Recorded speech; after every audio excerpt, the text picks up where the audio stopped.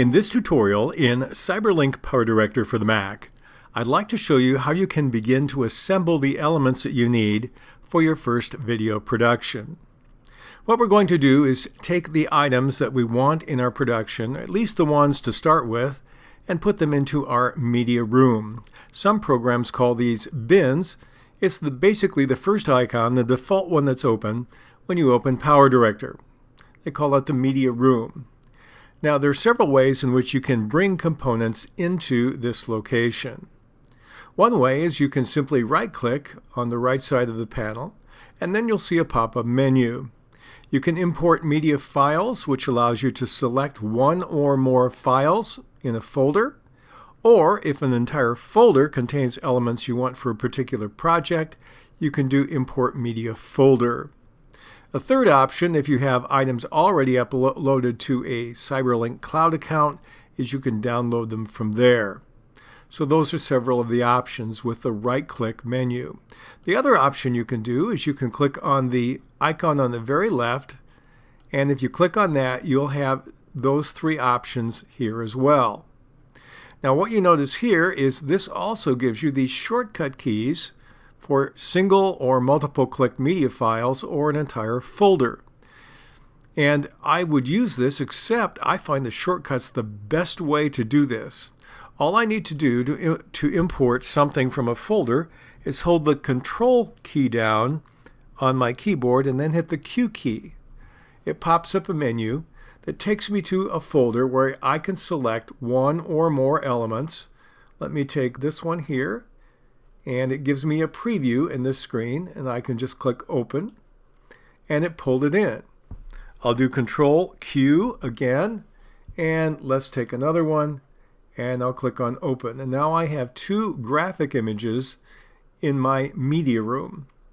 Let's assume I want something else. I'll do Control Q yet, and I'm going to navigate to a different place in my file system. I'll go to my videos, I'll go to my stock video, and I will click, and it will give me a preview. I can open and pull in as many videos as I want. But I really like the Control Q option. I think it's very quick, very easy to do this with. So let's look at something else. I also want to do some music. Now I have several options when it comes to music files. I can do Control Q, and I can navigate in my document settings to my audio files, and I can take some audio here, and I'll just take this one and I'll open it. Now I have the audio icon, and I have audio, video, and graphics in this folder. But there's another option I have. You notice we also have background music and sound clips. Now when I click on background music, it will take me to a subset of the music that's available directly from PowerDirector.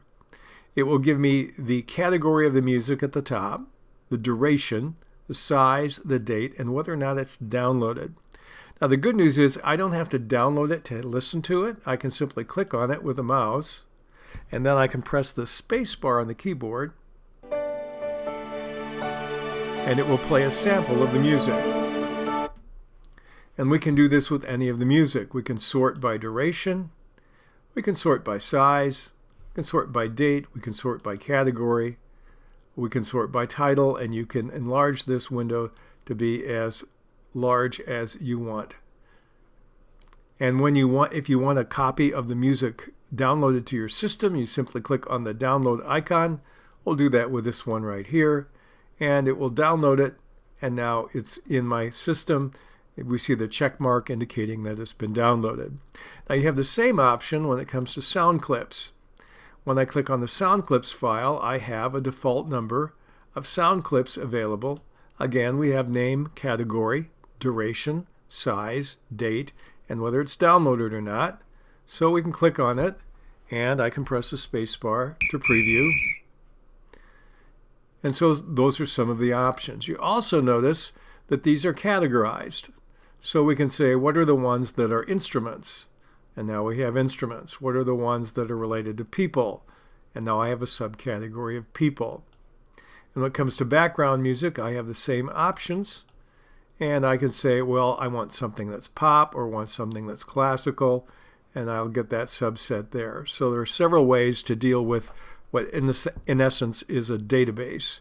And if I want more room, I can just click here and I'll have more that I can see in either of these categories. So those are background music and sound clips.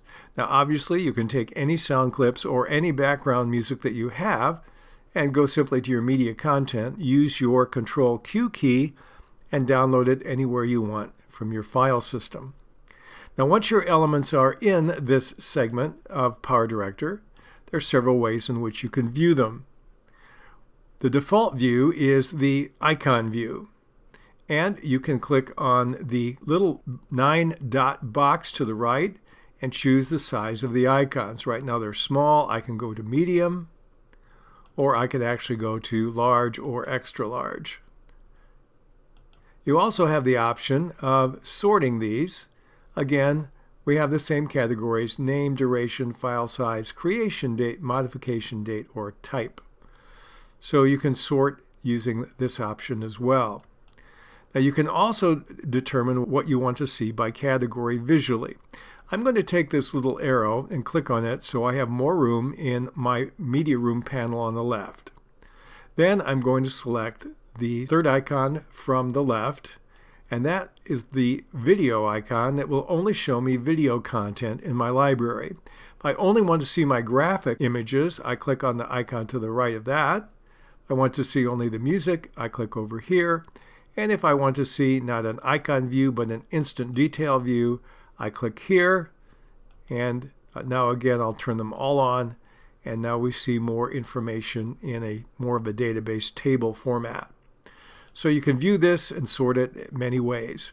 Now, if in a project you decide that you want to find something and you have multiple copies of multiple items, and you say, I don't want to drag up and down all day long, there's an easy way to find it by clicking on search. And you can search for the title of the element right here in the library.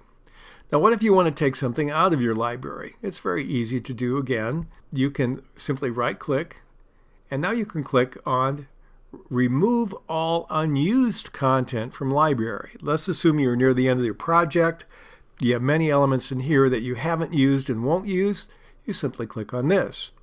If you want to completely empty the library, you click here.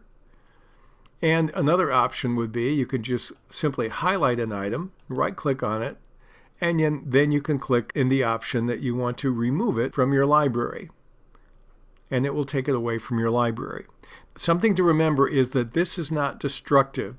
When you edit any kind of image or graphic file or audio file in PowerDirector, it does not mess with the original. The original is safe and sound, with one exception. You can move an item to the trash can, and in this case it will actually move the original item to the trash can so that it's deleted from your system. So you only use this if you're absolutely certain. Another thing you can do that I like here is you can do open file location. You may say, now where in my system is that element? So I'm going to click here, and it will take me and it will show me this is where the origin of that item is.